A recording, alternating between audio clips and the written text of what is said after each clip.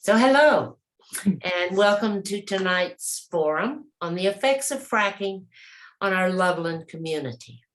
I'm Jane Hamburger. I'm spokesman or president of the Larimer County League of Women Voters. We are sponsoring tonight's forum, so let me tell you a little bit about who we are and what we are hoping to accomplish tonight. Our local level league is part of a state and national league organization that was started almost 102 years ago, 1920, the same year that women obtained the right to vote. Over those 102 years, we have developed an absolute that we are nonpartisan. That is, we do not support any party or candidate. That does not mean that we are not political in what we do to make democracy work. We can educate and we can advocate according to certain positions in the areas of social policy, government, and international relations, and in the use of natural resources. When Mayor Jackie Marsh asked me if we could develop an educational seminar for the Loveland community that would address the rumors around fracking, I agreed that it could and should fit into those natural resources positions of education that the League of Women Voters could address. So let me set the tone for tonight. We are about presenting factual and scientific education about fracking. This is not meant to be pro or against fracking. We are pro and informed community. We are not trying to convince you of what to think. Rather, we give you correct information so you are able to make up your own mind about what to think and do. Our main question that we started with was to answer, what are the factors about fracking that affect our community's life and livelihood? We identified 7 of them and identified authoritative speakers who would be familiar with local area conditions. We also wanted to express the need for transparency in our city government. And I think you will see that being rolled out from our City of Loveland representative. I hope you noticed that there was a time to ask questions. It was during the registration process, and we would pass those questions along to the most applicable presenter. We have a packed schedule tonight, and there will not be a live Q&A session. We have a friendly timekeeper who will keep us, each speaker, to a 14-minute alert to begin to wrap up within the 15-minute time allotment. This will take us to a little after 9 o'clock. We are recording this session and it will be placed on our website within the next few days. We are most appreciative to our volunteer presenters who are giving us their experience and their time. They are helping this league volunteer group to be a part of their community's democratic process. And by the way, we invite you to join our league. Our full title is the League of Women Voters of Larimer County, not for women only. We fully embrace diversity, equity, and inclusion in our membership. It is a pleasure to introduce our facilitator for tonight. Fran Feinerman is a Loveland resident. She is also the leader of the South Larimer Discussion Group. Loveland and its happenings are an important discussion point to this group, many of whom are a part of the audience tonight. Many of us are very active environmental action team members within our Larimer County League. We take action on many issues about the environment.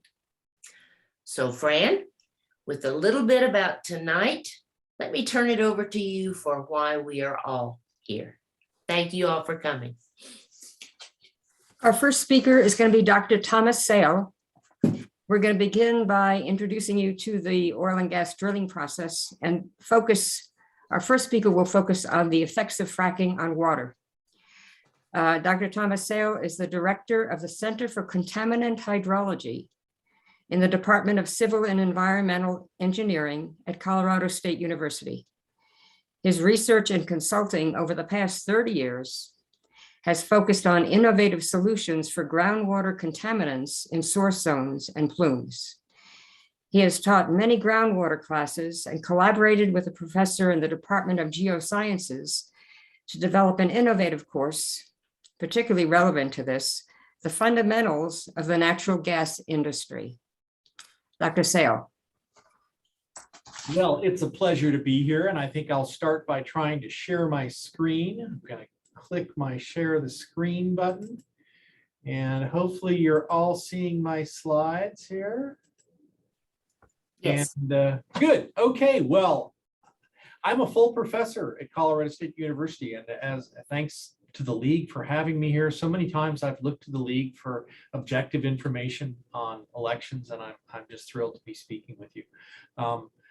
So I'm a full professor, and I've been doing environmental work, also water supply, drilling water wells, and over the years, I've helped folks out here at Colorado State to try to bring solid information forward on hydraulic fracturing and modern oil and gas. So I'm going to try to introduce you to that. And I like this picture here. I'm looking over my rose-colored glasses to effectively provide you information. So crude oil, and now I'm getting into technical stuff. Where does crude oil come from? Well, organic material gets buried in the ground, and about 90 million years ago, a bunch of organic material was buried under Loveland, and more rock got buried on top of it. And now there's thousands of feet, maybe 10,000 feet of rock overlying a petroleum source in the ground. A lot of that comes from a shale.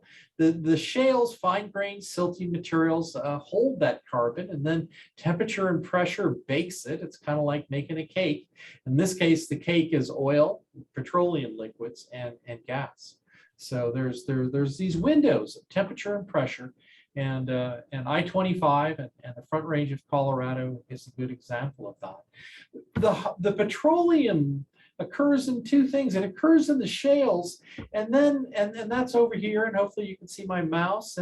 But with time, the oil comes out and flows into sandier layers, reservoirs. So there's reservoirs, rock, and there's source rock, and those are interesting terms.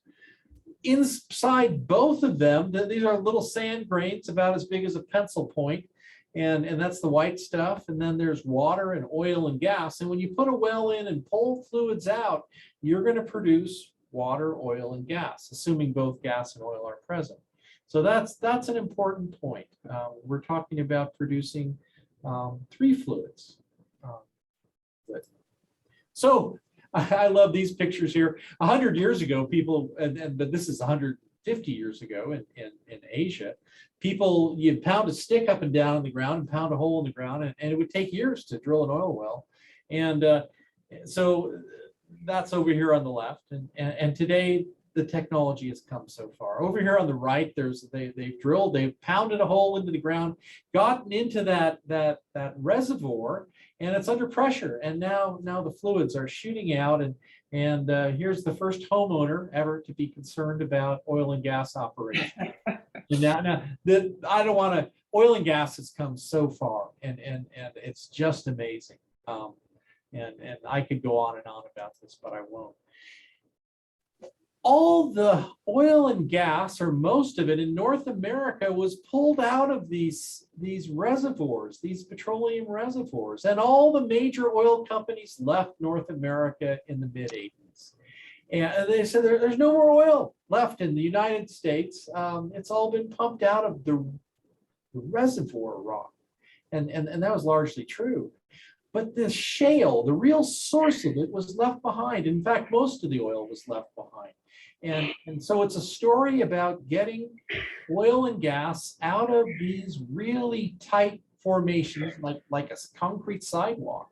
So Sally Sutton, my colleague here at CSU, this is her picture, and that's a shale.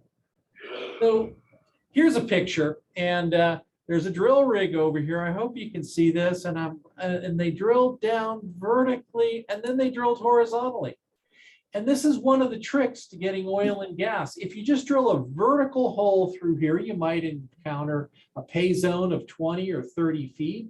But if you drill horizontally, well, then you can contact a lot more rock. So they're going to drill down, they're going to kick over and drill horizontally. And over the years, these horizontal drill lengths have stretched from hundreds to thousands to 10,000 feet. And these horizontal, and it's pretty cool. Now they can have one drill pad and they can put lots of wells on there and reach out underneath the rock and great distances. Horizontal drilling, big part of it.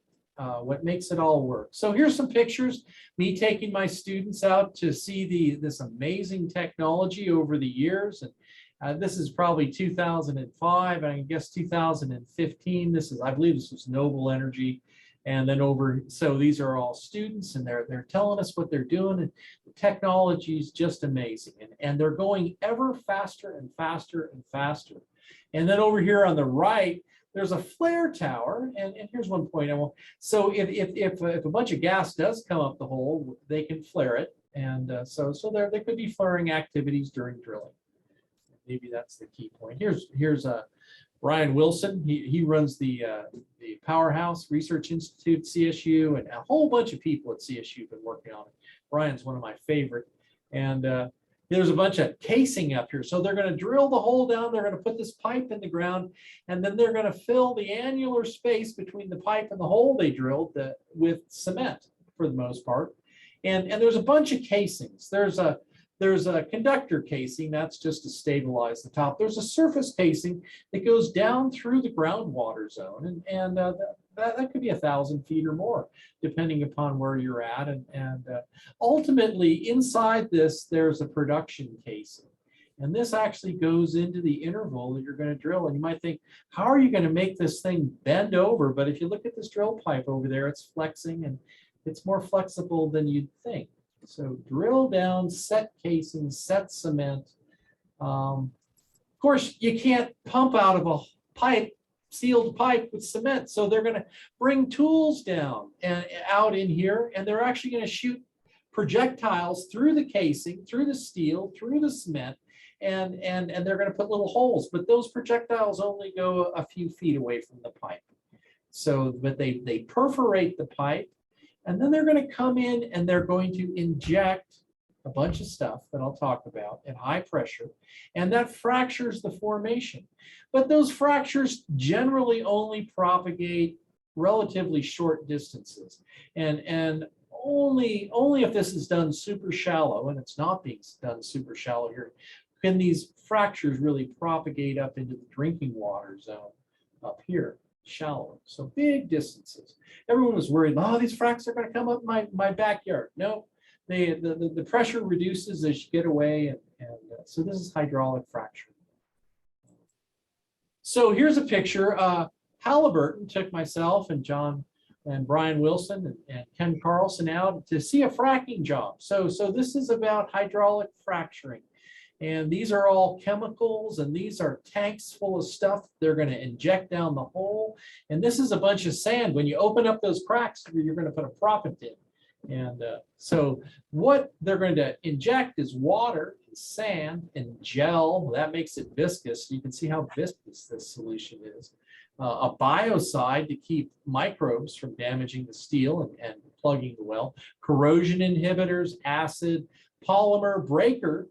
Actually, what you need to do is put little time capsules in there, so this gel actually breaks, and lubricants. So it's a bunch of stuff that's put in, and again, these sands proppants are put in, and millions of gallons per frac. It keeps changing. So here's a fracking job happening out in Weld County. And here's a bunch of trucks. Each one of these have 2,000 horsepower pumps on them, and there's 8 of them, so there's 8,000 horsepower worth of them, and they're running these things, and they're actually fueling them while they're running, which is impressive. These are all full of sand, and there's trucks coming and going because it's a lot of material when they're actually fracking. It's a lot of truck traffic to bring all these materials in. And here's the chemicals, busy, busy, busy. When they're fracking, it's a busy, busy time. Now, the cool thing is they can frack one of those whole horizontal sections in a day. It's pretty fast. And any given pad is going to have multiple holes on it anymore. This one had 8. I have no idea how many holes will be drilled. So a lot's going on. Here's a picture from frackfocus.org, a bit of a story. People were concerned with, I don't know what they're injecting, so I don't want them. And oil companies realized that for the most part, they need to let people know what they're injecting. So there's frackfocus.org, and you can go there. It's a little tricky. I tried it, but there is disclosure here in Colorado. I believe, I'm not up to speed on all of this, but that most wells, they're disclosing what they're putting in, except for maybe some proprietary things that are their commercial secrets. But much of what is put in is disclosed via frackfocus.org. So here's many of you think oil wells, there's this donkey going up and down, but that's gone. And here's a bunch of well heads, and actually if they do have to pump them, they often put in submersible pumps, and there's these well heads to let off gas, and multiple well heads on a pad, and then there's all kinds of oil and water and gas being produced. So there's these oil water separators, and there are all these tanks out here, and they have little stacks on them and vents and all these tanks, and there's secondary containment, and it's a lot going on these drill pads. So I'll keep going. Now, all this fluid, there's water, there's oil, there's gas. It has to move off the pad somehow or other. So you can haul it with trucks, and that gets tiresome. And more it seems people are putting in pipelines to move all these fluids off. So transmission of gas, oil, and produced water. Here's a bunch of curves, and on this vertical axis here, there's the amount here of million cubic feet per day, and down here these are barrels per day. A barrel's 42 gallons. And so they start off and they make all kinds of oil and gas, and then with time the production rates fall off as they deplete the formation, and other things happen. And these wells operate for years. And eventually they have to rehabilitate them, perhaps if they start losing production, a workover rig. So it's not only the initial drilling and development, but there will be activities going on. Sometimes they even come back and refract the well. So it's going to be a busy space. So this is an interesting idea. Weld counties had oil and gas going on for a long time. Farmers, typically, an oil company would come along and say, "Hey, I've owned the oil rights underneath you, and I want to set up a pad and they would lease land." And the farmer's like, "Well, that's pretty good. I more money." So it's worked well in rural areas for the most part. But now all of a sudden, people are trying to do this close to all the urban growth in Fort Collins, and it's created quite a bit of noise. Neighborhoods worry about living amid oil and gas and angry Front Range. So it's the space that all of you are in. A dual estate means one person owns the surface property and another person owns, and they both have potentially competing interests. This has been going on for a long time, and there's very different perspectives, and there's evolving regulations, and so I had a student. He got a job, 6-figure job with a bachelor's degree, and it really worked out well for him. It was exciting, and I know a lot of people who don't want an oil well in their backyard. Bill Ritter introduced some of the most rigorous rules in the nation, and then Hickenlooper did more stuff, and Jared Paulus is perhaps the most progressive at this time. Colorado is perhaps the most advanced in trying to manage all of this. Now, just because we're further along than other people, that doesn't mean that you're necessarily going to be happy about what's going on. here's my list of primary community issues. If I was a homeowner, I'd be interested in air quality, and I'd be worried about traffic, noise and light pollution, property values. You have a home and all of a sudden there's something that perhaps diminishes its value, and impacts to groundwater perhaps last. Impacts to groundwater can happen, but in Loveland, most of you are not drinking groundwater. And the way groundwater can get screwed up is if there's on-site spills, and on-site spills do happen. They don't happen very frequently, but they will happen eventually. So I'm about to wrap this up. I took my class to Greeley in 2017, and I was looking around like, where can we go? And I found a company, and I wish I remembered their names because they were just super, working in the middle of Greeley, and they were really trying to get along with the community, perhaps as best they can. They were drilling thousands of feet a day, and all the technology and what they're doing here, and their social conscience that they showed us was amazing. For example, we were walking past this trailer here, and they said, "Oh, be quiet. Oh, the workers are sleeping," because they worked 10 days on and then a bunch of days off, but they worked 12-hour shifts on it, and they're actually on site, so they're not driving back and forth. Pardon me, Dr. Sale, your time is up. Here's my last slide. I think the high ground's in the middle, and you need to know, and you're doing the right thing. And thank you for your time. Bill Ritter is an excellent resource on this, and if you want another speaker in the future, Bill's more than glad to talk to you. Thank you.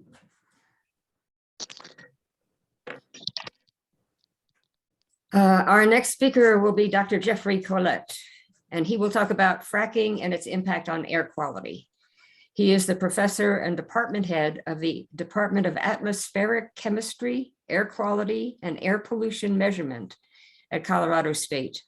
His research interests include air quality impacts for unconventional oil and gas development.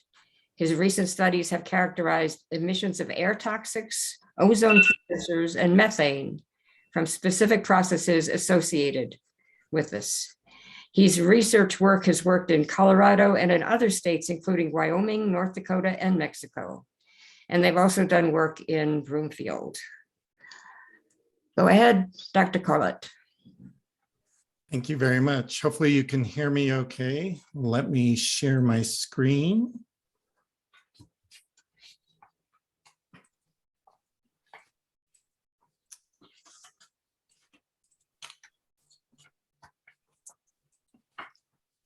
Thank you. So it's my pleasure also to join you all this evening to talk a little bit about what we understand about air quality impacts of oil and gas development, and particularly going to focus here in Colorado. As you heard, I'm a professor in the Atmospheric Science Department at Colorado State University. So you had a great introduction from my colleague, Tom Sale, about some of the technology that's used that's really improved drilling and fracking techniques that have opened up really vast new reservoirs of oil and gas to production in the United States. In Colorado, that's meant that increasingly we see an intersection or an interface between these large multi-well pads that are being developed in many cases close to residential areas. And you saw on Tom's list there, one of the top concerns could be around air quality. So we've been working on this topic for about a decade now here in Colorado. Now, sometimes people start to think about different emissions into the air from oil and gas, and it gets a little confusing about what you might be most concerned about. So my focus today is going to really be on local air quality. So exposure to air toxics, including things like benzene, are really most relevant for people that are living close to oil and gas operations. So we're talking about, maybe a couple thousand feet at Colorado's setback distance, perhaps up to a mile or so. There are certainly other air quality issues. So we suffer here on the Front Range with ozone episodes and fine particle or PM 5 episodes, and oil and gas emissions contribute to those. But in that case, it's not so relevant whether you're living right next to the well or it's 10 or 20 miles away. All of the operations are contributing to that regional problem. And even more so if you think about methane emissions. Many of you know methane's a very potent greenhouse gas, has important climate forcing effects. But there, it doesn't matter if you're next to the well or it's in the Marcellus Shale in Pennsylvania or somewhere over in Russia. You know, all of these emissions will contribute to global climate forcing. So again, our focus today, we only have 15 minutes, is really going to be what might you be most concerned about if you're living close to one of these operations. So we've worked on quite a few different studies here in Colorado. This slide lists many, but not all of those. We have a few others that are not included here. I'm going to focus today, given the time we have, on work we've been doing in Broomfield, starting in late 2018, looking at air emissions and air quality impacts at sort of the neighborhood scale from pre-production and production activities. So you heard about these different processes that go on, and we need to think about each of those when we think about air emissions and air quality impacts. So some of the major stages, as you've already heard, include drilling, fracking the well. After fracking, you have a stage called flowback, where those injected fluids and produced water comes back out of the well before the well goes over into production. And there are a lot of different ways to carry out these activities, and some of them are designed to reduce emissions. There are also transition activities listed over here on the right, or a few examples that tend not to get as much attention. So while we've studied a fair amount about emissions, especially of methane, but some other hydrocarbons from drilling and fracking and flowback, there are these sort of transition operations like milling out before you put in production tubing, or maintenance activities like maintaining a separator on a producing site that, as you see, can be weak points in terms of air emissions. So if you think about all of the activities, and Tom gave you some great photos of all the things that can happen on a pad, there are lots of different sources of air pollution that can be present. There are surface activities. For example, you saw a lot of trucks. There are generators, sometimes generating power for drilling or frac jobs. There are different materials that are being brought on site to employ, such as drilling mud or the sand proppants that you heard about. And of course, you have the hydrocarbons you're after in the subsurface that can come in contact with the atmosphere and contribute to emissions as well. So that can include drill cuttings coming back up during drilling, direct venting of emissions to the atmosphere, leaks in equipment on the surface, or venting of equipment there, and things like produced water. So if you consider just, for example, the drilling process, you might think about, well, you have a drill rig that needs a lot of power to drill this deep, long well.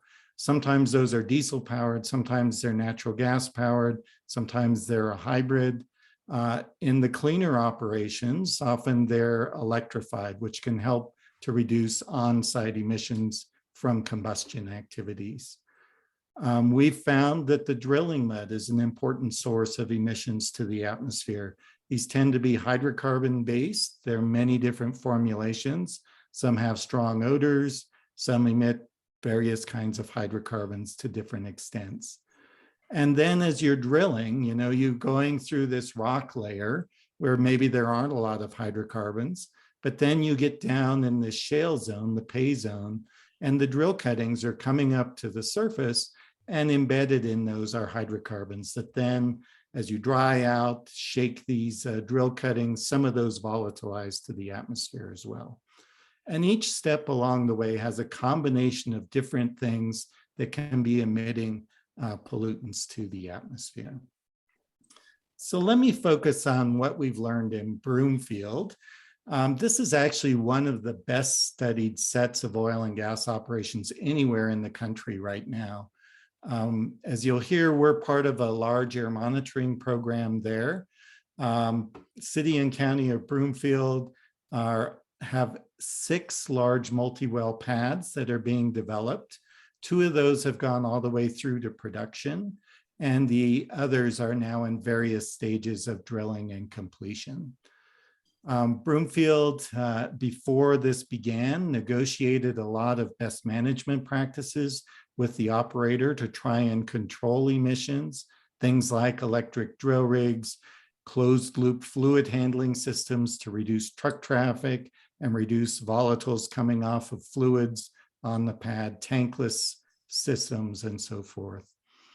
They've also funded an extensive air monitoring program. Some of that's illustrated in this map here. There have been at various times as many as 18 different air monitoring stations in Broomfield. And the goal really was to follow the life cycle of emissions and air quality impacts as each of these 6 pads undergoes development, to identify periods of high emissions and what activities were associated with those, and ultimately to characterize the potential exposure of residents. Some of these are closer to neighborhoods than others, of those residents and people going to school and going to parks for both short-term, what we call acute, and longer-term or chronic exposure to air toxics. And we tend to focus a lot on benzene, and I'm going to do that in our limited time today, because benzene is fairly abundant in many of these emissions. And it also is a compound with fairly low thresholds in terms of potential health effects. So it's often the first thing that's going to exceed some sort of health guideline value, if anything does. So just briefly, the air monitoring in Broomfield includes a lot of different components. Across these 18 sites, we collect weekly samples of hydrocarbons to look at how things change in space and time from the beginning of this pad development in 2018 all the way through to production of these pads. We use these continuous monitors for hydrocarbons to detect transient plumes that come off the site and sometimes in a few minutes blow across these monitors to allow us to collect samples that we can characterize for short-term exposure. We provide samplers to citizens that they can collect themselves if they smell bad odors or they feel adverse health effects. We have some really sophisticated equipment that's in climate-controlled shelter to measure, for example, here, every minute the benzene concentration in this neighborhood. And we have some mobile approaches to go and follow sources into neighborhoods and hunt for sources of particular plumes that we see show up in other data. So what have we learned in Broomfield in particular? Well, here is a timeline. Nearly 3 years of data are included here of the minimum, maximum, and average concentration each week for that 3 years of the sum of hydrocarbons we measure in our weekly samples. There's about 50 compounds that we measure in each sample every week. And what I want you to see here is over here at the left, this is before production or pre-production drilling and completion started in Broomfield. We see across the whole city, there's not very much difference in the level of these hydrocarbons. Once you get into the drilling and the fracking and flowback, you see that things start to diverge more. And the highest concentrations throughout this period are at sites that are close to the well pads. So we're definitely seeing local increases near the pads during these, especially pre-production well pad development. Once you get out of flowback and into production, things tend to collapse more back together again. They're maybe not quite as tight as they were at the beginning, but they're much closer together than they were during sort of the height of drilling and completions. We have a lot of data. We can look much more closely than this. Here's an example for a particular pad referred to as the Livingston pad. And we can look, for example, during drilling, during fracking, during these coil tubing operations and flowback, what local increases we see in different particular compounds. So here, example, you see ethane, an important constituent of natural gas, comes up during drilling. It comes up again during these coil tubing operations. Over here, you see some heavy hydrocarbons. These are partly at least associated with the drilling mud emissions. You see them mostly during drilling. Benzene, I mentioned, we focus on a lot. You see come up during drilling, coiled tubing, and during part of the flowback operations. Interestingly, people talk a lot about fracking, but during fracking, most stuff's going down the hole, and we tend not to see as many emissions there, except for combustion sources providing power on the pad surface. Now, if we go back to this 3-year timeline, now I'm showing you the range across Broomfield in benzene concentrations. And what you'll see is a similar pattern to the total hydrocarbons.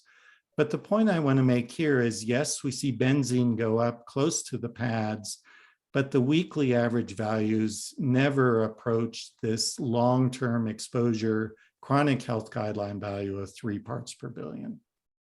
So that's good news. In terms of average exposure, yes, there are increases, but they're relatively modest compared to these non-cancer health guideline values. Where we have bigger concerns, and we've learned a lot more about, are these acute or short-term exposures. So here I mentioned we have these continuous hydrocarbon sensors that measure every minute. And if we detect a plume coming off an operation, we collect a sample that is brought back to the lab to look at benzene and these 50 or so other hydrocarbons as well. I just have time to show you one example of that kind of data. So here is an episode during flowback at that same Livingston pad. We're about 300 feet away from the pad here. And you see this sort of constant background. And then you see this plume that hits and goes away, comes back for about an hour, this site. So we detect that in this lower cost sensor, and then we trigger a sample and we bring it back to the lab. And the peak of this first peak, we triggered and we measured 52 parts per billion of benzene. That's a lot of benzene, but notice it's there for a few minutes and it comes back for a few minutes. Over an hour, we estimate the average benzene was probably about 9 parts per billion. There are unfortunately no toxicological data that tell us about the health effects of exposures shorter than about an hour. So we've measured as high as 80 to 100 parts per billion of benzene, but it's unknown really what the health effects are about a high concentration like that for such a short time. Dr. Collett, I don't know if you could, summary. Yep, your time is about up. Yep, so let me just wrap up and a few sort of summary points here. So we do see a variety of air toxics being emitted, even in a place like Broomfield, which is a fairly tightly controlled operation compared to what we see in many communities. Benzene's often of the greatest concern. I didn't talk a lot about this, but your potential for high exposure decreases as you move away from the pad. So if you're at 2,000 feet or further away, that is somewhat protective against these higher exposures. There are emission reducing practices that we can see reduce local air quality impacts. In terms of average air toxics levels, those tend to be perhaps of less concern than these short-term plumes. So thank you very much for the invitation. And hopefully you've learned a little bit about what to think about in terms of air quality. Thank you. John Messner, Commissioner of the Colorado Oil and Gas Conservation Commission, the COGCC, will be telling us about the state rules and regulations concerning oil and gas production. including how the rules have changed since the passage of Senate Bill 19-181 and the changes made in regulatory authority of local governments. He was appointed to the COGCC by the governor in 2020, will be serving through 2024. He has experience with planning and land use, coming to Gunnison County from Denver to Western Colorado University. He started, grew, and sold High Country Cowboy Company, served as facility and event manager within the city of Gunnison, started a consulting business that focused on fundraising, grant writing, and project management of outdoor recreation programs.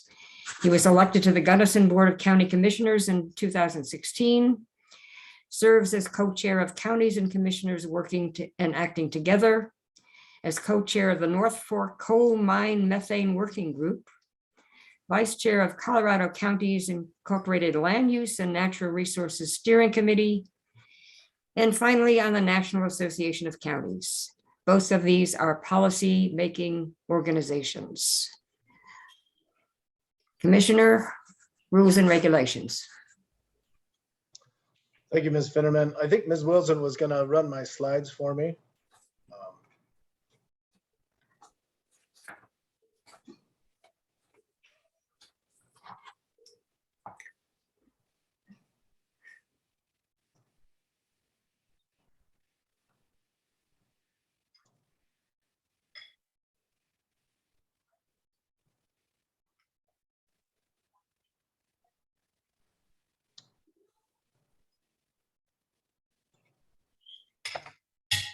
And I apologize, I'm not running my own slides, but I'm working remote here today. And while I have lots of knowledge around oil and gas regulations, I'm an idiot when it comes to Zoom.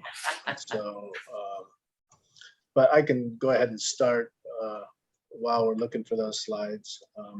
Again, my name is John Messner. I'm a commissioner with the Colorado Oil and Gas Conservation Commission. It's certainly a pleasure to chat with the League of Women Voters and folks around Larimer County tonight. What I'm hoping to share tonight is just a general overview of some of the recently completed rulemakings here at the COGCC, and as well as update you on some of the upcoming rulemakings, and then make myself available for any questions that you may have. I understand that there's not questions tonight, but I'm certainly available for any questions offline at some point in the future. I can start generally with an overview of SB 19-181, which is the legislation that was the catalyst for much of the rulemakings that we've undertaken. Governor Polis signed Senate Bill 19-181 on April 16th, 2019. The legislation did a number of things, but in particular, it twice reconstituted the composition of the commissioners, once as a new volunteer commission and then again as a full-time commission. The current composition of the commission includes representation from wildlife, public health, industry, land use, and local government. It created a new mission for the COGCC.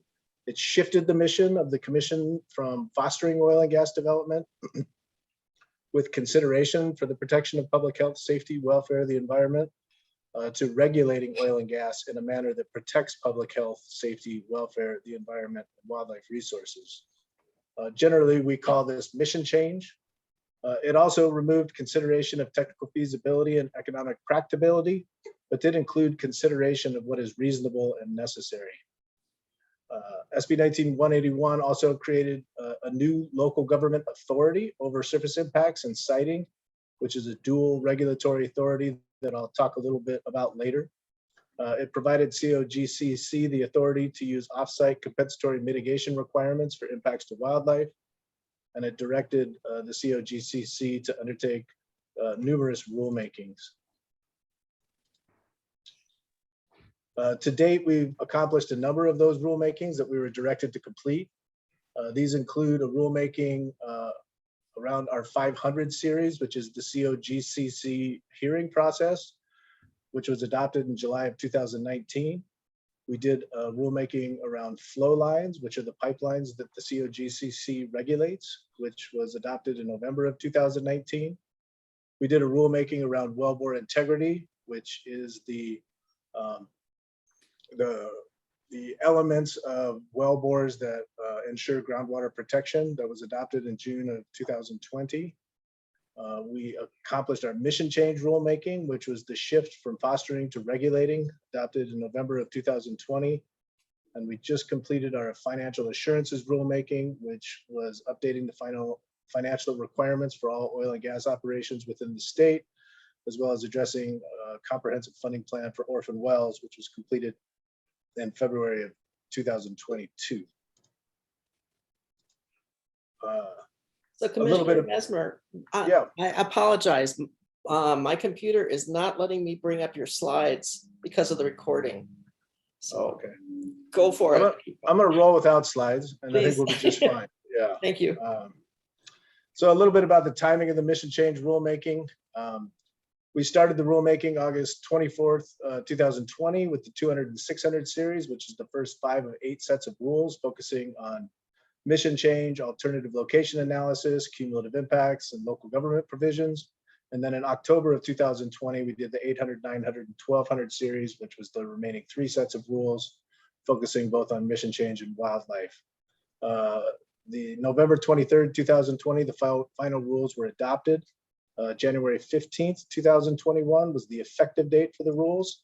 And we are currently reviewing applications and permitting utilizing the new rules we developed.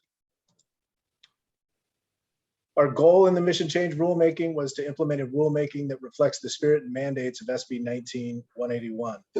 All of the key issues identified in SB 19-181 were addressed, including the relationship between the commission and local governments, cumulative impacts, alternative location analysis, setbacks, flaring and venting, wildlife protections, and reorganizing, modernizing, and streamlining the rules by updating language and grouping together topics to ensure easier accessibility and better clarity. The significant changes and outcomes from this rulemaking include increased public participation. The new rules create a broader access to the COGCC. They also expand standing to allow citizens the ability to participate in hearings, permit applications, and requests from operators for a variance or a waiver from a rule. They increase protections for public health, safety, welfare, wildlife, and environmental resources by incentivizing comprehensive landscape level planning through the permitting process, rather than what historically had been one-off well locations. It created a solidified one permit process, the Oil and Gas Development Plan, or OGDP, rather than the current multi-step process, or previous multi-step process. It transferred the permitting authority from an administrative approval by the commission staff to the commissioners themselves through a public hearing, which increases transparency and public participation. It established new regulatory relationships with local government, which includes COGCC involvement early on in local permitting and siting processes with willing local governments, and includes recognition that operators must comply with the most protective regulations. It ensures environmental justice for disproportionately impacted communities and allows them to be involved in the permit process. These are Colorado's first ever rules to be adopted that incorporate environmental justice as a consideration in facility siting. It created a first of kind cumulative impacts data gathering system with an annual reporting requirement to the public for transparency. It established protective setbacks for oil and gas development from residential buildings, residential building units, schools, and high priority habitat, including riparian areas. It ended routine flaring and venting, and it increased protections for wildlife management and water resources. To go a little more into some specifics, the 200 series, which are general rules, in the 200 series, we adopted new regulation governing the transfer of permits to ensure that COGCC has all the information it needs to effectively regulate facilities that are transferred between operators. We improved the due process for operators and take advantage of the new full-time commission by allowing the director to order immediate actions to protect public health, safety, welfare, and the environment and wildlife resources with an expedited appeal to the commission. And we streamlined and modernized processes for handling confidential information. In the 300 series, which are permitting rules, we define the relationship between local and state governments. SB 19-181 and the new rules create a co-equal regulatory authority between the COGCC and local government. Under the new rules, operators must receive a permit from both the local government, should they choose to regulate oil and gas development, as well as the state. These reviews can happen sequentially, with the local government reviewing the permit first, or concurrently, where the state and the local government collaborate on a review process. These processes will be developed between the local governments and the commission on an area by area basis. The commission ensures that oil and gas permits are only approved if they are protective of public health, safety, welfare, the environment, and wildlife resources. Local governments now have the clear authority to develop regulations that are more strict than the state standards. The 300 series rulemaking also included consideration of disproportionately impacted communities. It included cumulative impacts analysis. It included an alternative location analysis, which is a new process that allows the commission, operators, and local governments the ability to determine how to best avoid impact to a wide range of resources. And finally, encourage the utilization of comprehensive area plans, which are landscape level plans, as a way to look at planning and minimizing adverse cumulative impacts. The 400 series is our operations and reporting rules. We made adjustments with notifications and clarified the timing and recipients of notices about oil and gas operations, including local governments, surface owners, and the general public. We expanded the rules to protect public water systems that rely on shallow, vulnerable groundwater sources to help protect Colorado's water resources. We adopted a statewide prohibition on certain chemical additives in hydraulic fracturing fluid. And with noise and nuisance, we created nuisance standards around noise, odors, dust, and lighting at the appropriate and protective regulatory levels during all phases of oil and gas operations, and empowered the director to take action to require the operator to mitigate any issues to the point of even stopping operations, adopted new standards for low frequency noise, and ensure the director and the commission have the discretion to apply lower noise standards for both high frequency and low frequency noise where necessary. With the 500 series, which are our rules of practice and procedure, we expanded public access to the commissioners, expanded the definition of standing, and we additionally expanded public access and information by making pooling brochures available in Spanish, committed to best practices for community engagement, and established a registry for mineral owners. In the 600 series, which are safety and facility operations regulations, this is where we expanded protective setbacks and siting requirements for schools and homes to 2,000 feet. The rules did develop certain off-ramps or exceptions from the 2,000-foot setbacks from buildings, not schools, when protective measures are in place and the commission approves these exceptions. These exceptions are in Rule 602B and include 4 off-ramps. The first off-ramp is that the well location is already within an approved comprehensive drilling plan or comprehensive area plan. Number 2, that the specific equipment that has the greatest noise and emissions, including wells, tanks, separation equipment, or compressors, are located more than 2,000 feet from buildings. Third off-ramp is the commission finds after a hearing that companies have taken substantially equivalent protections to a 2,000-foot buffer for public health and safety. And the fourth is that all property owners and tenants within the 2,000-foot buffer sign a special waiver agreeing to have a well pad built closer than 2,000 feet. There was some additional rulemaking around underground injection for disposal and enhanced recovery projects.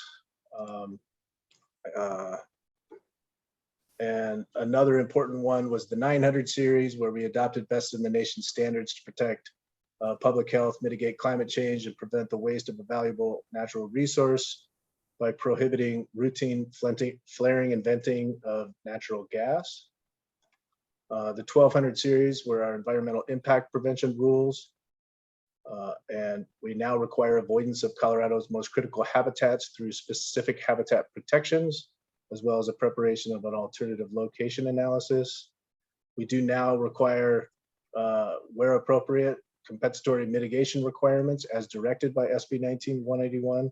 We expanded the rules to protect aquatic habitats for both iconic native and economically important aquatic species. And we implemented the executive order around conserving Colorado's big game winter range and migration corridors by minimizing disturbance of big game winter range and migration areas. To wrap up, we've got a couple of additional rulemakings that will be coming up in 2022-23 around worker safety and permit fees. And that would conclude my brief presentation here this evening. Thank you.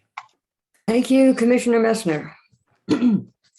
Our next speaker will be Troy Bliss, the Senior Planner with the City of Loveland Development Services Department. Troy has been with the city for roughly 15 years, serving in the current planning division as primarily as a project manager on a variety of development proposals. That will continue as it relates to potential oil and gas development within the city, with a specific focus on zoning and land use. One of the things that Troy said that he would talk about would be the new Loveland website so that we can access information about these processes. Go ahead, Troy.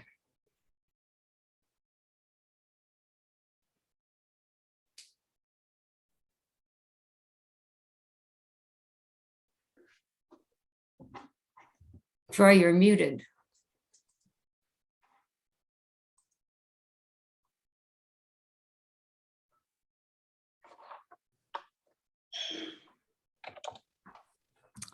That's better. Thank you, Fran. I appreciate that. I was trying to unmute myself, but the system would not allow me. So I appreciate you doing that for me. Well, it's my pleasure to be here tonight. I'm very grateful to be here talking to the League of Women Voters and also the rest of the folks here on the Zoom webinar. First of all, I'd like to start by kind of sharing with the group here, and if whomever has the technical abilities, I can't share my screen right now. Can you give me that opportunity? Kathy's working on it for you. Okay, thank you. Okay, you should be able to share now. All right, perfect. I'd like to first talk about the City of Loveland process as it relates to any oil and gas development applications that we get in to the city here. I'm going to start by saying, first and foremost, I am not a subject matter expert when it comes to oil and gas development, much like the rest of our panelists that were on this call here today. I certainly appreciate all the information that Commissioner Messner shared as it relates to the COGCC regulations and all the other folks that have shared information on other topics. But to start with, let me talk to you a little bit about the City of Loveland and our role in any development applications that we get into the City of Loveland. I'm sure a lot of you have already been made aware of the fact that there has been a press release with respect to the intent to develop oil and gas facilities within the City of Loveland limits. And there are two sites, and you've probably seen that on our website. We are looking to be a little bit more proactive in terms of our approach with these types of developments and make sure that we're sharing information as we get submitted to us. So I'm not going to speak to the specifics as it relates to the potential development applications that are pending here at the City of Loveland, because that would be a little bit premature for me, as we do not have a lot of the details yet under review and for me to speak about. But rather, what I'd like to talk about is our process here at the City of Loveland when we do go through any type of development review on an oil and gas development. So I've got a chart here up on the screen here. It's just a visual to share with the rest of the folks here on the call here, helping you kind of identify the process in which the city goes through in reviewing these types of applications. So first, to start with, anytime we have an interest that is coming to the City of Loveland, we have what's called a concept review meeting. And that's basically akin to a concept or a pre-application meeting with a potential developer for oil and gas. And we talk to them about the expectations of what we as a city expect for an application submittal. That has already occurred. That occurred last week, actually, March the 17th. We actually have already received a letter of intent from a potential oil and gas developer here in the city of Loveland. And that's a requirement under the COGCC standards that says if they are looking to submit an application to the city of Loveland within a period of 30 days, they need to let us know that. That information has been already posted to our website and is available to anybody who wants to see it. After that, we are in a process of waiting for an application to be submitted to the city of Loveland. And that's where we're at right now. We don't have any applications under review right now, but we are expecting some in 2 locations throughout the city. We have 2 processes here at the city of Loveland that we track as far as these applications are concerned. One of which is referred to as a Track 2 application. And that is an application that if you adhere to all of the city of Loveland zoning standards for oil and gas development, you can go down that path and you can be considered under an administrative review. We have another track that says, if you're not complying with those specific standards, but you're adhering to COGCC standards, you can go down a Track 3 process, which means basically, not only are you going through a city review, but you're also going to be presenting your application to a public hearing in front of our planning commission. So let me explain a little bit more about what that means. Once we take in these applications, they're accepted for review and they're scheduled for review.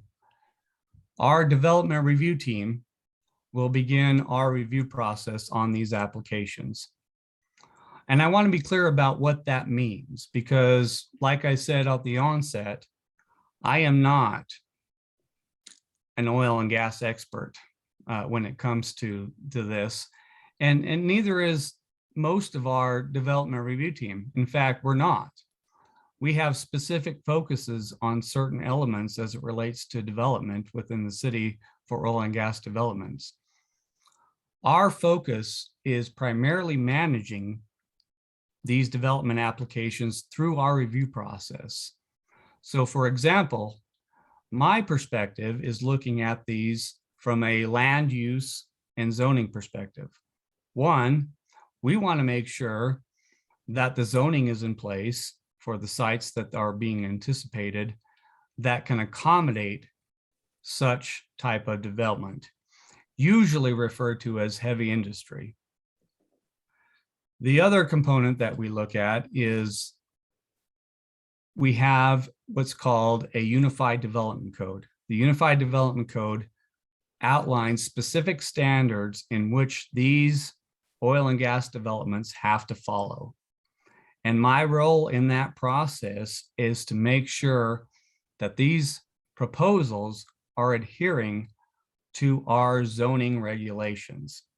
So that's kind of my specific role in this process.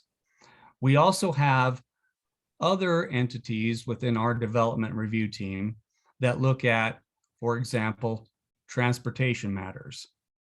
For example, is the transportation network that is either established or will be established sufficient enough to accommodate any kind of oil and gas development at the specific location? So that's another key component that we look at from a city review perspective. We also look at whether or not the sites are available to accommodate city utilities, whether that be water, wastewater, or power. And if they're not, how can we provide those services to those sites? Because that's, of course, what the city is involved in. We provide municipal services to all developments within our city limits. The other component that we look at is an emergency response perspective. So we incorporate our fire authority into our review, and they review these applications from a standpoint of whether or not these type of developments can provide sufficient emergency response services in the event that it's necessary. That's another component that the city is very highly keen upon when we look at these developments. Another piece that is part of our development review team is our stormwater department. So any kind of stormwater runoff or any kind of stormwater detention, that is all being built into these particular development applications. So that is our focus in terms of city review. We are not getting into the technicalities, so to speak, of how oil and gas operations operate. However, the city of Loveland does retain outside counsel with respect to these projects to give us some guidance in terms of what we as a city need to be mindful of while we're reviewing them. Now, that's not to say that outside counsel has all of the specific specialties, if you will, in reviewing these projects, and they don't.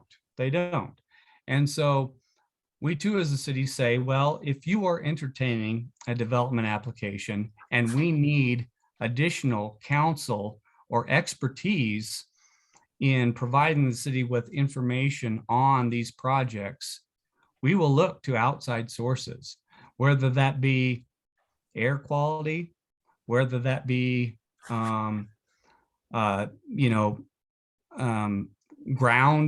level contamination, whether that be the type of operations that are occupying the site in terms of hydraulic fracturing.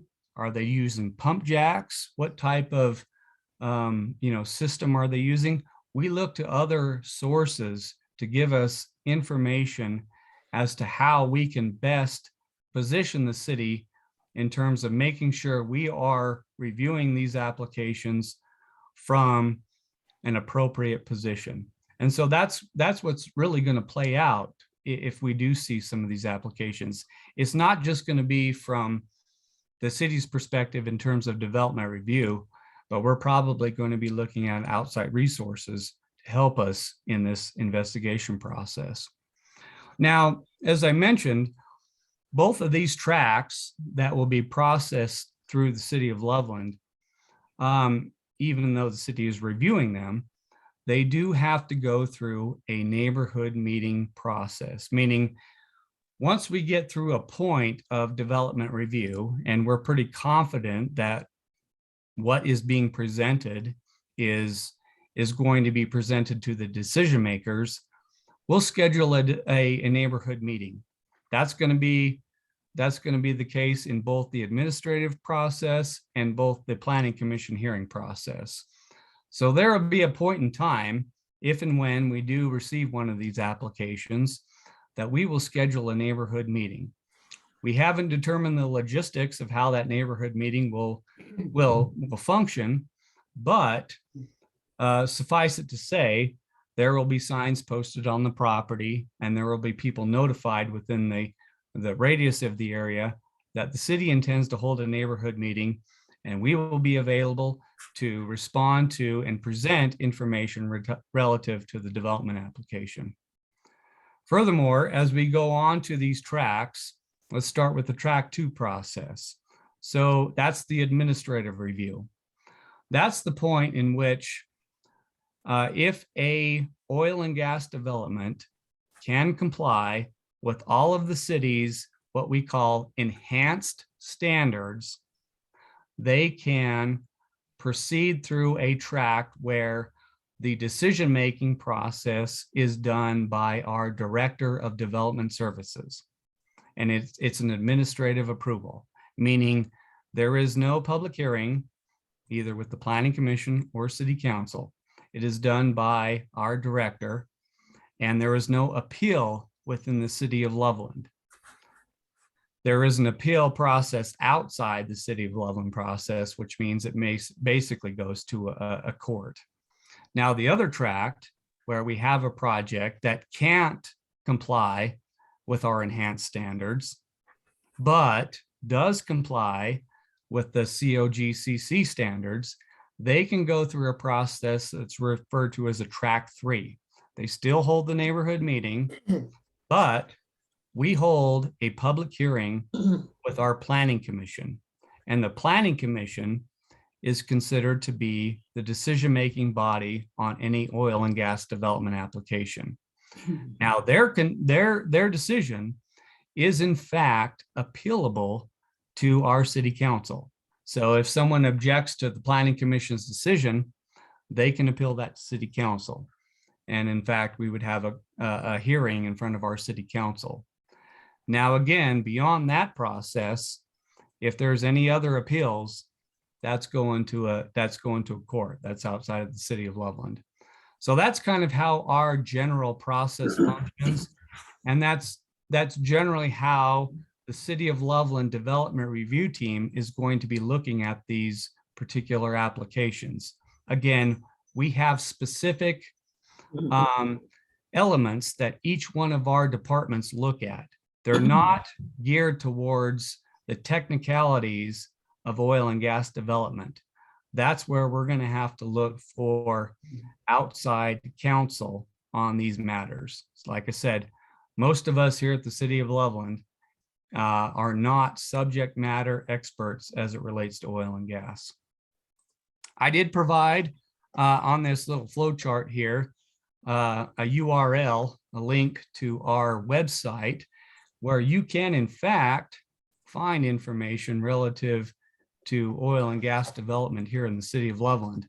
I'm going to switch my screen here and share with you the web pages here. So this here is if you were to click on that URL, this would take you to our oil and gas web page. So here you can find general information about local regulations, state and county regulations, you know, the map of local operations, press releases. So this is kind of an important one because this just came out today. Here we have, of course, the press release, but also the information that was submitted to the city by MRG for their intent to develop 2 sites within the City of Loveland for oil and gas development. Mr. Bliss, we will wrap it up.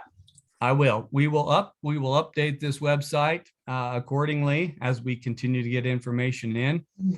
And I would just mention to folks that if you have comments or questions or even feedback relative to oil and gas development, we have this portion of our website that you can certainly input information, and we will track that as we go along in any type of oil and gas development operation here in the City of Loveland. So I know my time is spent here. I appreciate the time here this evening. And thank you again to the League of Women Voters for having me tonight. As a Loveland resident, I have to thank you. That is extremely helpful to know the process. Thank you very much. Our next speaker is Mayor Karspeck, William Karspeck. He is the mayor of Berthoud, and we asked him to speak because Berthoud, our neighbor, faced similar challenges in relation to oil and gas production, and we thought their experience could be informative.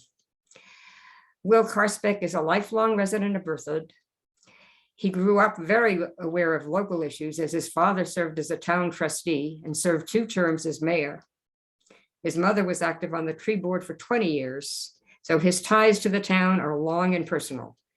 He was elected to the Board of Trustees in Berthoud in 2016 before becoming mayor in 2018. He is the Berthoud representative to the Larimer County Behavioral Health Policy Council. He also serves on the Regional Air Quality Control appointed by the governor. He serves as chair of the North Front Range Metropolitan Planning Organization and was also appointed by the governor to serve on the newly formed Front Range Passenger Rail Commission. When he's not busy with all of this stuff, he also owns a business, an ordering and delivery service called Berthoud Marketplace. This advertises local goods and services to area residents, and he volunteers as a Rotarian and as a member of the Berthoud Main Street Coalition. On his website in the city, he includes a quote that I think is relevant to our discussion today. It's from Wendell Berry. Quote, "We do not inherit the world from our ancestors, we borrow it from our children." Mayor Karspeck. Thank you very much. Scroll down here. Thank you for having me. I kind of focused my presentation. It'll be pretty brief here, but just on what you guys asked me to talk about, and that's the effects of our moratorium on the town and what we plan on doing going forward. As kind of a recap, in March of 2019, our board passed a resolution of support for Senate Bill 19-181 that we sent down to Denver. 1 month later, Senate Bill 181 passed. And then 1 month after that, our board unanimously passed the hydraulic fracturing moratorium. And that's been extended every 6 months and remains in place to date. The board at the time had both liberals and conservatives support the moratorium, as we didn't see any issue with temporarily suspending operations, so we could review it. As you know, a moratorium is a suspension of on operations, and as Commissioner Messner stated, Senate Bill 181 gave many, but not all, powers back to local governments. A moratorium seemed to us the right thing to do in order to have a good amount of time to review our fracking regulations, review new fracking regulations being put in place by surrounding communities, and potentially hire a professional to help draft new regulations. What were the effects of the moratorium on the town of Berthoud? What have they been? So the town receives revenue off of oil and gas from taxing of equipment, property tax from those producing wells, as well as severance tax. And if they frack underneath Berthoud, a park or something, some kind of mineral rights we own, we receive money for that as well. It is important to note that the property tax is calculated based on the production of the well, which is hard to know up front. So the oil and gas company submits this information to the county, and the county then gives the tax revenue to the town. No immediate financial effects have happened to the town, as no new permits were pending at the time of the moratorium. The moratorium did not affect any wells already in the permitting process or in production. So our moratorium that's going on really does not hurt any ongoing wells and did not hold up any revenue. However, COVID-19, as you guys know, dealt a huge blow to the industry, resulting in the loss of a lot of well production statewide. Consequently, the town lost money from property and severance tax. So the town receives on average $30,000 in property taxes from oil and gas operations within the last 5 years. Some years were $50,000, some years are I think at low 20s. Property tax losses were significant. In 2021, our property taxes from oil and gas operations amounted to $517,000. Well, this is 2020 information and then remitted in 2021. So I should say in 2020, our property taxes from oil and gas operations amounted to $517,000.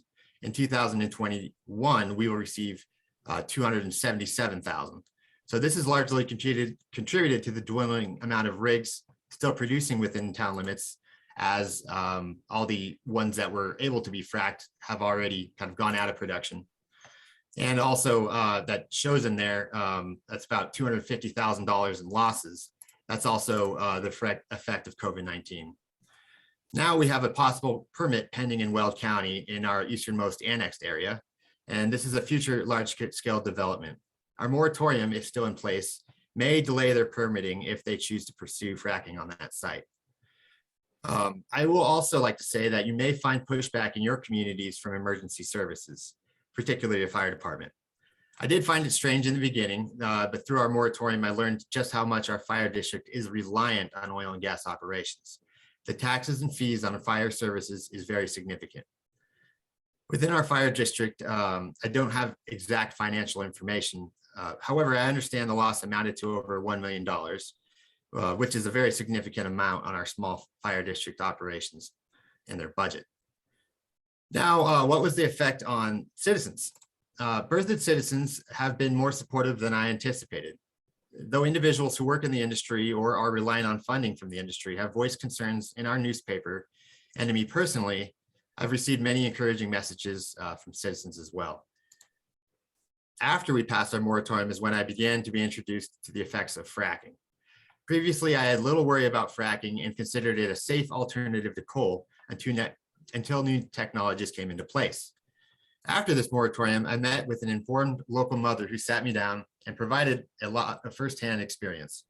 She also referred me to other local officials who vocalized concerns on fracking, others with locals with personal experience regarding living next to a drilling rig, and organizations that do work monitoring and fighting producing rigs. This includes some on tonight's panel, as well as other researchers from CU and CSU.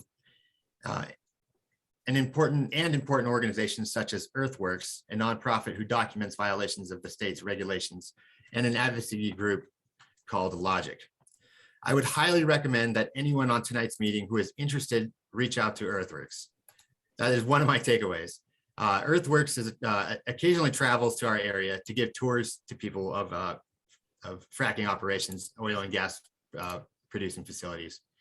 In these tours, they will take you out to local producing pads and show you the effects of hydraulic fracturing. Their experience and tools they will provide you with was indispensable and did a lot to educate myself on the negative effects of fracking. Particularly, they will show you oil and gas operations through their very expensive infrared camera, which shows the emitting gases, which you cannot see from the naked eye. To see firsthand how methane can leak from different areas, as well as the amount of emissions that are produced, was truly shocking. Finally, I brought the information and some of the contacts that I had networked with in the past and brought them to the Board of Trustees for a study session. During that meeting, my intent was to have these presenters show the board the professional research in a neutral manner. It really did a lot to inform the trustees and the staff and the audience to some of the dangers of fracking. Later on, Mr. Messner also spoke with the board and gave some of the encouraging things that the Colorado Oil and Gas Commission are doing since Senate Bill 181 was passed and the draft regulations were finalized. And we were very appreciative of his and all the others' time. Finally, I'll talk about going forward. We are finally beginning to review our regulations after completing heavy lifts such as our comprehensive plan and some major updates to our parks and recreational facilities. Our board feels that the time is now to address this moratorium. The board has created a committee to work with our staff and attorney. They will be interviewing oil and gas consultants to help us draft new regulations that reflect the powers the town has received from Senate Bill 181. This includes utilizing attorney Mike Foote, who I was introduced to at the previous League of Women Voters fracking panel. And after these regulations are adopted, which could be as soon as this summer or fall, our moratorium will conclude. I'd like to conclude by thanking the panelists, the League of Women Voters, and members of the audience. I have learned a great deal through our moratorium, and a lot of those connections I formed were the result of the original League of Women Voters panel. Our moratorium was a great eye-opener to me into the state's previous flaws, and I believe our new regulations will help improve public health. So thank you all for your time, and please feel free to reach out to me with any questions. I'm happy to help however I can. And you can find my contact information on the Town of Berthoud website, which is berthoud.org. Thank you very much. Thank you. Thank you, Mayor Karspeck. Our next speaker will be Delia Malone. She will speak about the impacts of fracking on wildlife and the natural environment and its potential contribution to climate change. She is an ecologist for the Colorado Natural Heritage Program. In this role, she conducts ecological assessments of upland, wetland, and stream habitats, and does biological surveys for rare plants and animals. She does this work throughout Colorado, from Dinosaur National Monument to the Flat Tops and Rome Plateau, over to the Purgatoire Canyon. She was a principal author for the State of the Roaring Fork Watershed Report and for the Catalog of Stream and Riparian Habitat Quality for the Roaring Fork River. When not formally at work, she is chair of the wildlife team and the Roaring Fork group of the Colorado chapter of the Sierra Club. She is also chair of the Roaring Fork Audubon, which focuses on bird conservation and works on youth conservation education in the watershed. Go ahead, Ms. Malone. Okay, thank you so much for that great introduction. I need to clarify, though, that I am vice chair of Roaring Fork Audubon, not chair. But thank you for the elevation.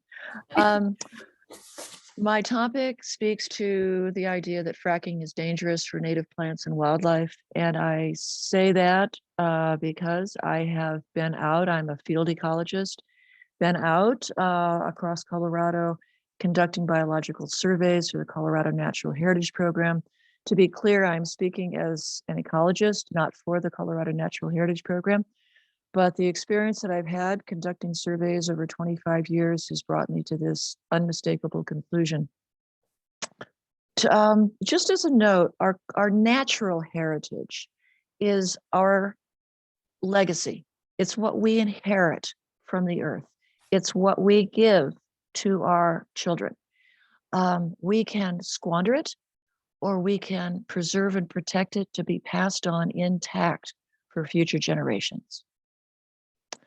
So fracking influences most of our environment, our air, our water, our soil, our rocks, our vegetation, wildlife, and even ourselves. We have a new term that we've kind of coined with the domination of humans called the anthroposphere to go along with the Anthropocene. And that's because we have dramatically impacted so much of our habitat. Our fracking operations impact our entire environment. Two of the biggest alterations that we see with fracking include habitat alteration, degradation or change from its natural condition, and fragmentation. These are the leading causes of the loss of biological diversity. Fragmentation is merely the dividing up of our natural habitat into smaller pieces. This lower map is a visual of some of the roads in Colorado. And these big green patches that you see are habitats such as wilderness areas that are protected from road development. As these rural areas and urban areas become industrialized, road development is enormous and contributes greatly to fragmentation. A couple of impacts include the spread of invasive plant and animal species. They travel along these roadways. Very clearly, roads are dangerous for wildlife. They get squished. And what we see is dramatic declines in roadkill along these fracking areas. It's in the air. We had just wonderful discussions about some of the air quality impacts. If it's not safe for humans, it's clearly not safe for birds. Birds have a super efficient respiratory system that doesn't take out air pollutants. It's what allows them to fly so efficiently, that it's also a concentrator of pollutions. In Oklahoma recently, in a long-term study, strong evidence that fracking activities have negative effects on health-related outcomes across all counties. Impacts increased mortality rates, cancer, cardiac and respiratory diseases. These impacts, because birds are so efficient at extracting air, they're also concentrators of pollution. In another study published in 2019, compared to 1970, there are 2.9 billion fewer birds in North America now than in 1970. It's a variety of causes, including habitat alteration and fragmentation, pollution, and pesticides. Fracking certainly contributes to that. Fracking induced air pollution also threatens our pollinators. and entire ecosystems. Pollinators are necessary for the reproduction of most of the world's flowering plants and most of the world's crop species. Pollinators such as butterflies and bees use their antennae. They don't have noses to detect scents, and those scents help them find food and more. But if they can't find those plants, they can't pollinate them. Pollution overwhelms the scents on these plants so that pollinators become less likely to pollinate plants. It's in the water. Every year, as we've just heard, the oil and gas industry generates billions of gallons of wastewater comprised of numerous different issues. Where do industry dispose of that wastewater? Well, disposing of all that wastewater is endangering to wildlife. Even discharged treated water can remain high in compounds known to kill fish by altering food webs. So at the base of food webs in our streams and in our lakes is typically small macroinvertebrates like Daphnia and mayflies and stoneflies and such.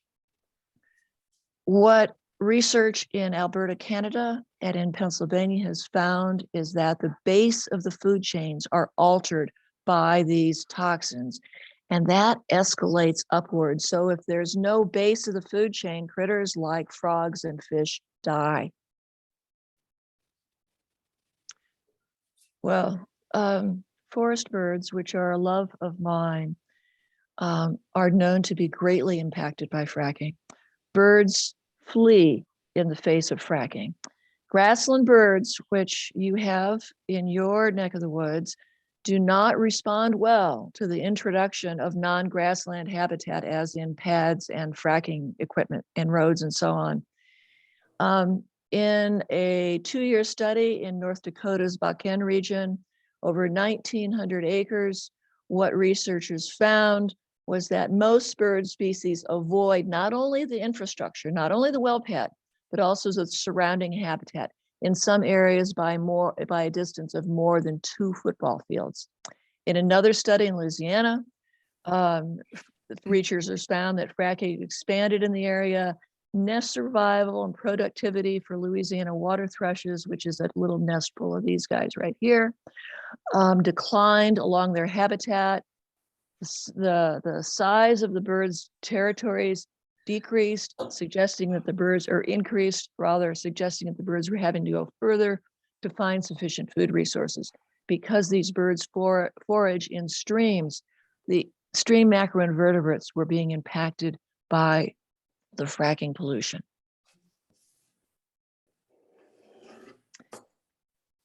More on birds. In northwestern New Mexico, a research team found lower species diversity in noisy areas, because noise pollution is a clear part of fracking, than in the control areas nearby.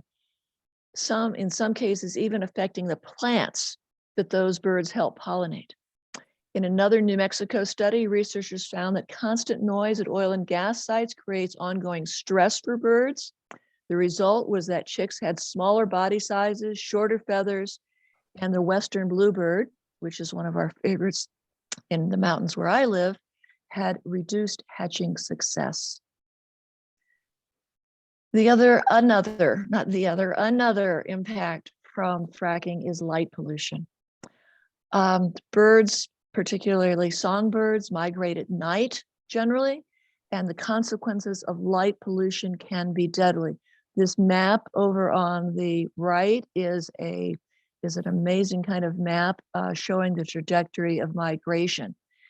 When songbirds migrate at night and there's bright lights, as in pad lights in development, the birds are attracted to those lights and they're taken off their migratory path, and that attraction can be deadly. So, the albatross in the room, of course, is global warming, because all of this product of fracking is contributing to our warming climate. And those impacts themselves from the global warming can have dire impacts for wildlife. We can change this. It's not that we don't have to be stuck. We're not sheep. The projected temperature rise depends on what our human behavior does. This is a map of CO2 concentration. We can see the CO2 concentration over North America and over these areas from our human activity from fossil fuel burning. Very briefly, we all know that burning fossil fuels creates carbon dioxide. A lot of that is from all of the various things that we burn fossil fuel for. Undoubtedly, our climate in Colorado is changing. This is July 1950 to 1999. This is the projected July temperatures in 2050. Extreme warming, and particularly over here in the east and in the west of Colorado. CO2 itself, the climate changing the emissions, CO2 is changing animal behavior and changing plant life. What we're seeing particularly is a change in phenology, a change in when plants are moving, when flowering plants are flowering, when birds are migrating. Wildlife is on the move. They are trying to respond to a changing in temperature. Not all move is good. Malaria, we're seeing higher up. Leishmaniasis is moving into Texas. Fish that we've not seen before, we're now seeing. And this is a red knot who migrates all the way the heck up to the Arctic. When he gets there, it's too late to forage on the insects. Their beaks are getting shorter. They can't reach down to forage for the clams that they forage for, and their young are being not reproductively successful. CO2 level even impacts pollinators because plants aren't as healthy, aren't as nutrient rich. And so when pollinators go, like these bees, to pollinate the plants, they can't get as much nutrition because with high CO2 levels, plants are less nutrient rich. So what does it matter? Birds are awesome, they're beautiful, but beyond that, we are inextricably linked with each other. Their futures are our futures. Stable, functioning ecosystems provide humans with, quote, ecosystem services. Carbon sequestration, pollination, plants clean the air, soils clean the water. These essential services that enable us to survive are provided by biological diversity, native species. These cycles that these native species enable provide us with what we need to survive. So changes in biodiversity, native species, plants, animals, microbes, impact and affect the climate. But human well-being depends on the interacting web of the life that drives these cycles, the birds that forage on the insects that pollinate the plants, the microbes that sequester carbon in soils. The good news is that nature is, in and of itself, a climate solution. So in this little graph here on the left, the blue arrows are negative, they're threats. The white arrows are opportunities. So if we look at it, biodiversity can actually mitigate a warming climate. On the threat side, basically climate change threatens biological diversity. On the other hand, biodiversity benefits our quality of life by providing ecological services like pollination that provides us with essential food resources. Biodiversity can adapt if given time and if given the opportunity. So if we think about, yes, you know, we've got all of these fracking wells all over eastern Colorado and all over western Colorado. What difference will a few more make? A few less will make a huge difference, because a few less will enable biodiversity that can mitigate climate change to thrive. Biodiversity will benefit our quality of life by enabling successful pollination, by restoring and helping to restore those 2.9 billion birds that we lost, by keeping our habitat intact, by not fragmenting, by enabling habitat that is rural and that provides all the resources that wildlife needs. So thank you very much. This was hugely informative, and I appreciate the time of the League of Women Voters and all that you do for everyone. Thank you so much. Thank you, Delia Malone. Our last speaker will be Dr. Cory Carroll. He will be speaking about the research concerning health effects of oil and gas extraction. Dr. Carroll is a board-certified family physician with a solo practice in Fort Collins. He completed his medical residency in 1992, graduating from the University of Cincinnati School of Medicine. But his background goes beyond medicine. He graduated from Colorado State University in mechanical engineering, entered the U.S. Air Force in a master's program in the Air Force Institute of Technology. He has been actively involved in policies concerning in situ and open pit uranium mining. He is an active member of the Physicians for Social Responsibility Colorado, as well as a member of the board of directors of the Northern Colorado Medical Society. Dr. Carroll. Thank you, Fran. And again, what a great night. Thank you for putting all this on. And I am the last speaker. Last time I checked, most folks stayed on. I've got a lot of slides and I'm going to fly, so hopefully that'll keep you awake. But one thing I just want to say is, for disclosure, I am an independent private physician. I don't work for a healthcare system. I don't work for a university. I have no funding other than my patients who pay me directly.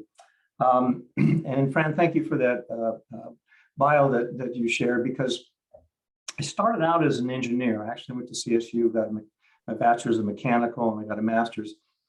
And then I went to medical school. And let me tell you, medical school is a lot different than engineering. And that's struck me tremendously when I started medical school. It's like, wait a minute, you don't understand. This is like I did when I was doing my thermodynamics and physics. So we'll start with that. But my job here is to speak as a doctor. And the concerns that I have for my patients is I tell them how to stay healthy, what to eat, what not to eat. Spoiler alert, eat plants. Try to drink clean water, please. And then I don't really think we have a choice on our air. A brief piece of history is that in 1963, the Clean Air Act was passed. Why? Because our air was filthy. And I showed up in life a couple of years before this, but I'm really glad that this was passed. And it made a huge difference, not only in just our quality of life, but the number of hospitalizations and emergency room visits, doctor visits, and just quality of life. We heard a little bit about earthworks from the mayor. I kind of worry that some of the pollution we're getting now, you can't see like we used to. These are those infrared cameras, and they're just showing you gas leaking, essentially volatile organic compounds. That's going to be multiple different things, storage tanks, and in fracking, as we heard from the CSU professors, there's lots of phases going on. But basically, you got stuff that is stored, that is transported, that's coming out of the ground, and that can hurt us.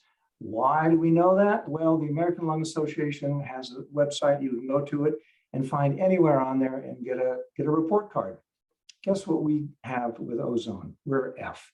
That's really bad. C for particulate pollutions, 2.5 gets down in the lungs, cause trouble. The 10's not so much. And why is that?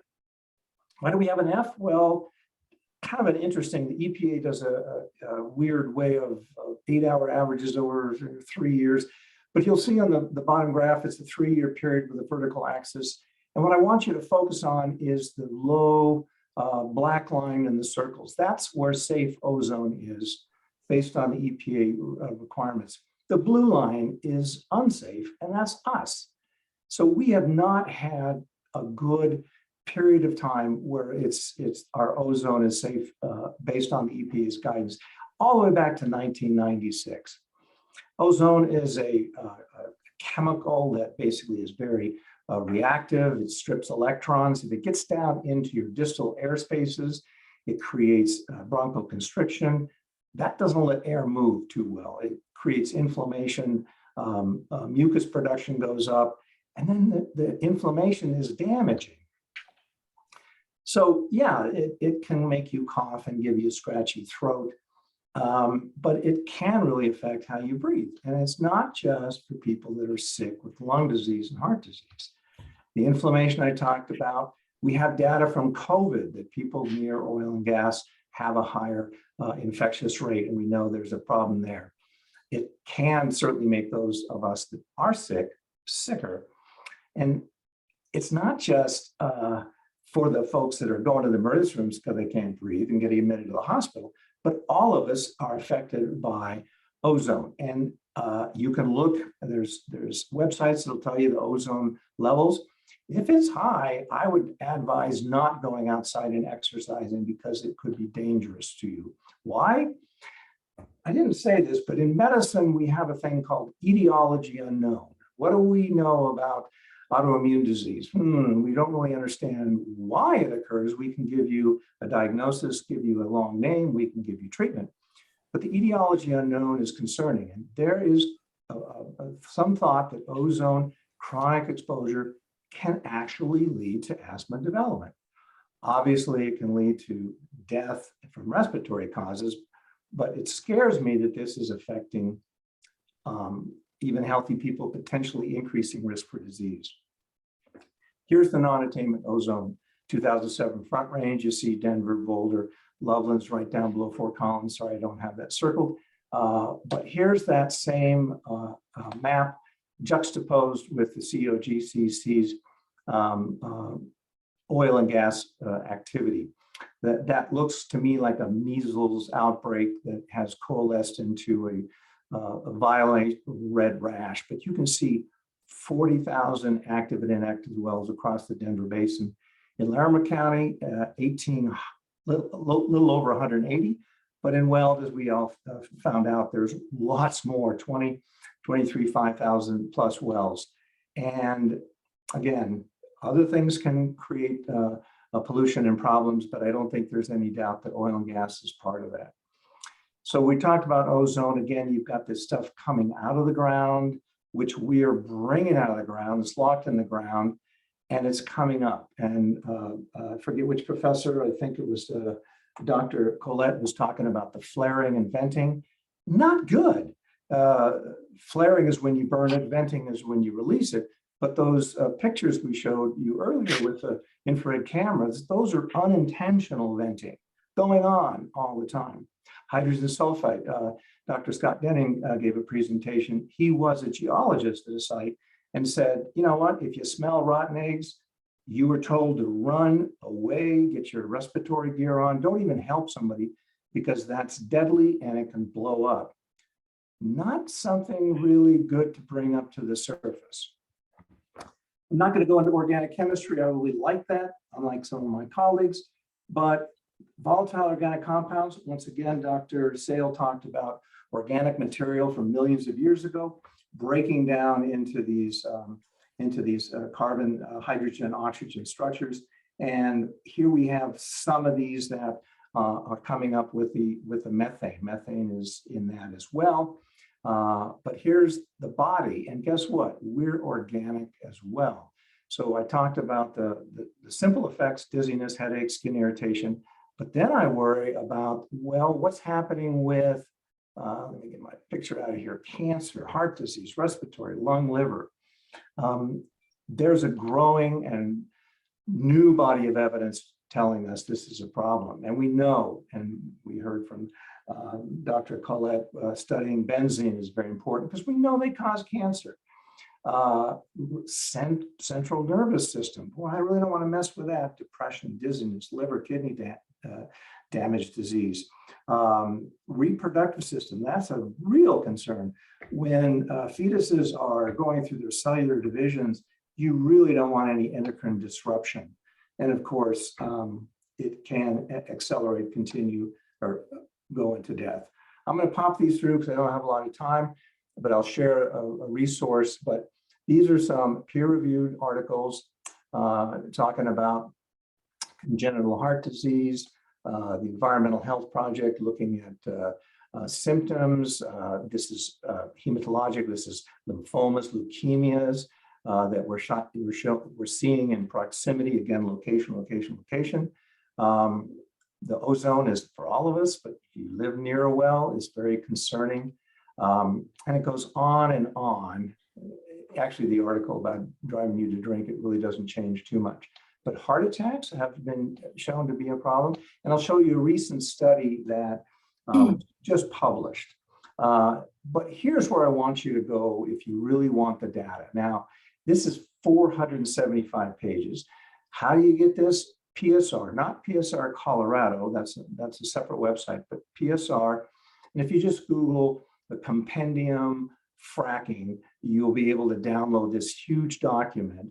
And all it is the abstracts, but you can basically see in multiple areas what's going on and what's being published. It's organized, it's available, and I'm going to show you here briefly how you can sift through that and look at specific articles. And here it is. Again, little different. This is not PSR, but physicians, scientists, and engineers, PSE. And they put together this Roger citation database. So if you just Google PSE Roger database, you'll get this process. Again, what do we know about health and fracking? Well, guess what? A decade ago, not a lot, because nothing was actually written or studied about it. And you can see year after year after year, more articles are showing up in the literature, and they're not saying, hey, this is good, don't worry. They're saying, uh-oh, we have some problems. This is in the Roger database. Once you access it, you can look at the areas over here, select one. I selected health, and then I came down to hazard risk, and alphabetically, here are the articles. When you click on the articles, you can actually go and read them. Most of them are free, and you don't have to have a subscription. So what do they come out with this compendium? It's a problem. New York bans fracking. The mayor of Berthoud said we're going to have a moratorium. There are many countries that ban fracking. It's not because we don't want the energy. It's not that we don't think this. We know that there's concerns. No evidence that fracking can be practiced in a manner that does not threaten human health directly. And as we just heard from Delia, it imperils climate stability, which public health depends.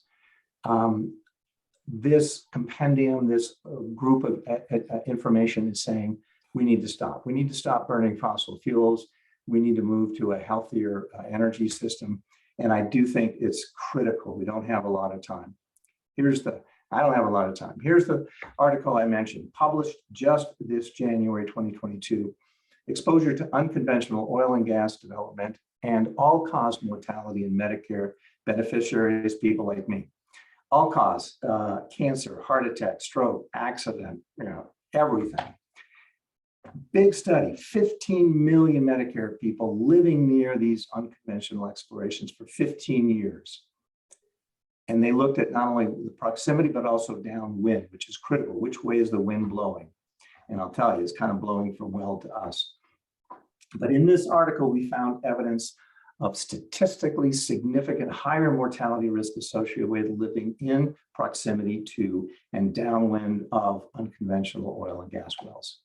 Here's the map of the geographical area they studied. I mean, you see, North Dakota, you see Montana, you see Wyoming, Colorado, big area in Texas, and the Pennsylvania area. Guess what? This is us. So we were included in this study, people that live here. And because we live here, we die a little bit more, have a little higher death.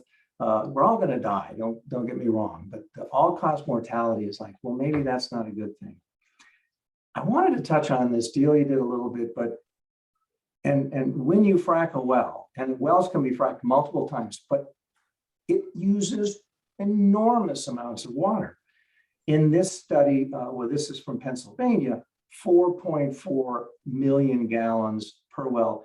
83% of that is potable water, meaning it's drinkable, taken from surface water, taken from public system. There's some recycling that they're doing more of, and then those chemicals are added to it.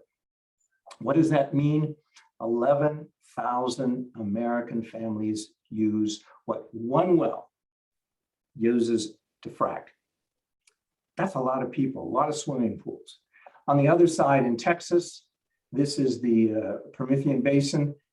Those wells sometimes can use 10 million gallons of water. A lot of water. EPA prohibits the discharge of produced water to surface waters and municipal wastewater treatments.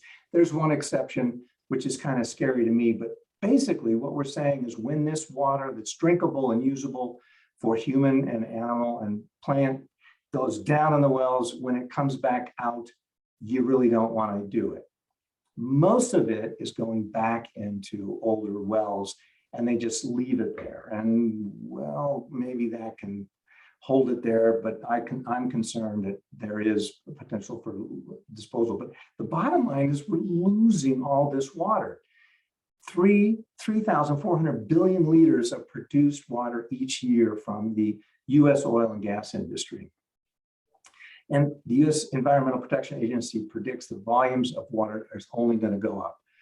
Okay, what does that mean? 3.4 times 10 to the 12 liters equals that. It's 900 billion gallons of water. That's the yearly water consumed by over 6 million families. Do we really need to do that?